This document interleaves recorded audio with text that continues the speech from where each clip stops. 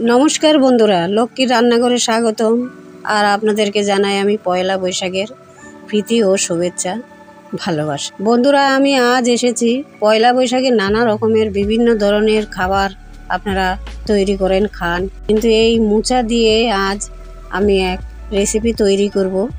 शुरू थेके शेष पर्यन्त भिडियोटा देखबेन, देखे भालो लागले लाइक शेयर करबेन, सबस्क्राइब करबेन, पाशे थाका बेल आइकन प्रेस करे देवें। बंधुरा रेसिपिटा शुरू करा जाक। देखुन आमी एकटा मोचा निये नियेछि, मोचाटा आमी छाड़िये नियेछि एकटा चाकुर साहाज्ये। छाड़िये मोचाटाके पुरो भेतरेर जे शक्त अंशटा आमी फेले देब। फेले दिए भालो करे सम्पूर्ण मोचाटाई आमी एइभाবে केटे भेतरेर शक्त अंशटा फेले, देखुन शक्त अंशटा पुरोटाई फेलानो हये गेছে। और माঝখানের মূলটা আমি একটু রেখেছি, ওইটা আমি কুচিও দিয়ে দেব। দেখুন এবার একটা চাকু দিয়ে আমি সুন্দর করে ছোট ছোট করে আমি কুচিয়ে নেব মোচাটা।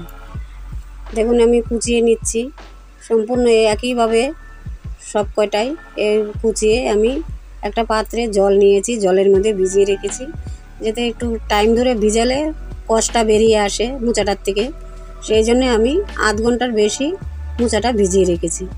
আর মাঝখানের যে মূলটা ছিল এটা আমি 4 টুকরো করে আমি কুচিয়ে সেটাও ভিজিয়ে রেখেছি। এবার দেখুন আমি ভিজিয়ে রাখতেছি অনেকক্ষণ হয়েছে। এবার আমি একটা প্রেসার কুকার নিয়েছি, সেই প্রেসার কুকারে আমি জল থেকে সেকে তুলে নেব। জল থেকে সেকে আমি দিয়ে দেব হলুদ, 1 চামচ নুন দিয়ে আমি প্রেসার কুকার ঢাকনা লাগিয়ে আমি প্রেসার কুকারে আমি 3 থেকে 4টে সিটি দেব। দেখুন সেদ্ধ হয়ে গেছে, আমি 4টে সিটি দিয়েছি, একদম পুরো গলে গেছে, খুব সুন্দর সেদ্ধ হয়ে। এবার আমি একটা ছাঁকনিতে আমি সেকে নেব, সেকে রেখে দেব একটু ঠান্ডা হওয়ার জন্য, কারণ একটুখানি যখন আমি রেসিপিটা তৈরি করব একটু চটকাতে হবে, একটু চটকে দিলে ভালো হয়, মাখো মাখো হয়।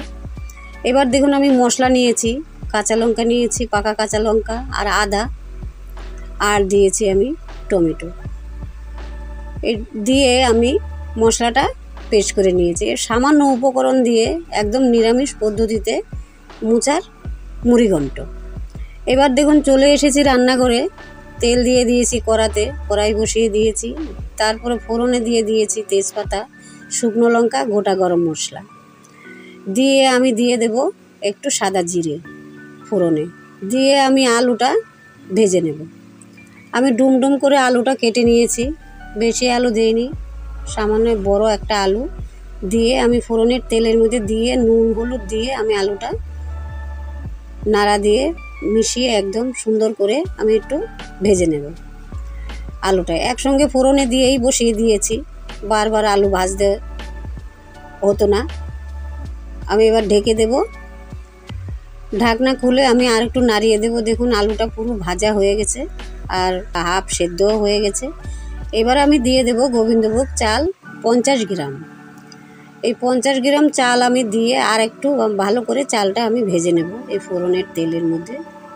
আলু আর চাল একসঙ্গেই সুন্দর করে একটুখানি ভেজে নিলাম। তারপরে দিয়ে দিলাম 1 চামচ জিরের গুঁড়ো, আর এই যে মশলাটা যে পেস্ট করেছিলাম মশলাটাও দিয়ে দিয়েছি, তার সাথে দিয়ে দিয়েছি মশলা ভেজানো একটু জল দিয়ে আমি একটু টাইম ধরে 2-3 মিনিট ধরে আমি মশলাটাকে কষিয়ে নেব। মশলাটাকে কষানো দেখুন বন্ধুরা হয়ে যাচ্ছে, তেল বেরিয়ে এসেছে। এবার দিয়ে দেব আমি কাজু কিশমিশ আর দিয়ে দেব চিনি দিয়ে আমি আর একটু কষাবো 2 মিনিট। দেখুন কি সুন্দর কষানো হয়ে গেছে। এবার দিয়ে দেব আমি সেদ্ধ করা মোচা, হাত দিয়ে একটু চটকে দিয়েছি যাতে একটু মাখো মাখো হয়। এবার ভালো করে ওই মোচা আলু গোবিন্দভোগ চাল আমি আরও ভালো করে আর একটু কষিয়ে নেব।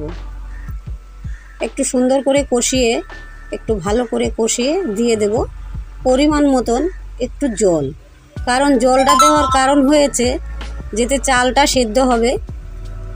চালটা সেদ্ধ হলেই মুড়িঘণ্ট একদম কমপ্লিট, খুব সুন্দর হয় খেতে। আপনারাও এইভাবে বাড়িতে করে খাবেন, খেয়ে দেখবেন খুবই সুন্দর, খুবই সুস্বাদু। আমি ঢেকে দিয়েছি 2 মিনিট, ঢাকনা খুলে আবার একটুখানি আমি নাড়িয়ে দিয়েছি সুন্দর করে। একটু ভালো করে নাড়াবো। আমি সামান্য আর একটু জল লাগবে, আর একটু জল দেব। দিয়ে আমি দিয়ে দেব পরিমাণ মতো লবণ, স্বাদ মতো লবণ দিয়ে আমি দিয়ে দিলাম আর একটু পরিমাণ মতো জল দিয়ে আমি আবার একটু 2 মিনিট 3 মিনিটের জন্য আমি ঢেকে দেব। আর আঁচটা কমিয়ে দেব, যাতে আস্তে আস্তে করে চালটা সেদ্ধ হয়ে আসে আর মোচাটাও খুব সুন্দরভাবে মাখো মাখো হয়। দেখুন ঢেকে দিয়েছিলাম, ঢাকনা খুলে আবার আমি একটু ভালো করে নাড়িয়ে সুন্দর করে মাখো মাখো করে নেব। দেখুন মোচার ঘন্ট কমপ্লিট। আপনারা ভালো করে খাবেন। লাস্টে আমি দিয়ে দেব ঘি আর দিয়ে দেব গুঁড়ো গরম মশলা, সানরাইজ গরম মশলা দিয়ে আমি ভালো করে নাড়িয়ে আমি বন্ধুরা এবার শেষ পর্যায়ে চলে আসলাম। মোচার মুড়িঘণ্ট কমপ্লিট। ভালো লাগলে ভিডিওটা অবশ্যই আমাকে সাপোর্ট করবেন, লাইক শেয়ার সাবস্ক্রাইব করবেন, পাশে থাকা বেল আইকন প্রেস করে দেবেন। বন্ধুরা আবার আসবো এই সুন্দর সুন্দর ভিডিও নিয়ে আপনাদের কাছে। আপনারা আমাকে সাপোর্ট করুন, আমার চ্যানেলটিকে সাবস্ক্রাইব করে পাশে থাকা বেল আইকন প্রেস করে দেন আর আপনাদের প্রয়োজনদের কাছে আমার ভিডিও পৌঁছে দিন। নমস্কার, আবার আসবো। শুভ নববর্ষ।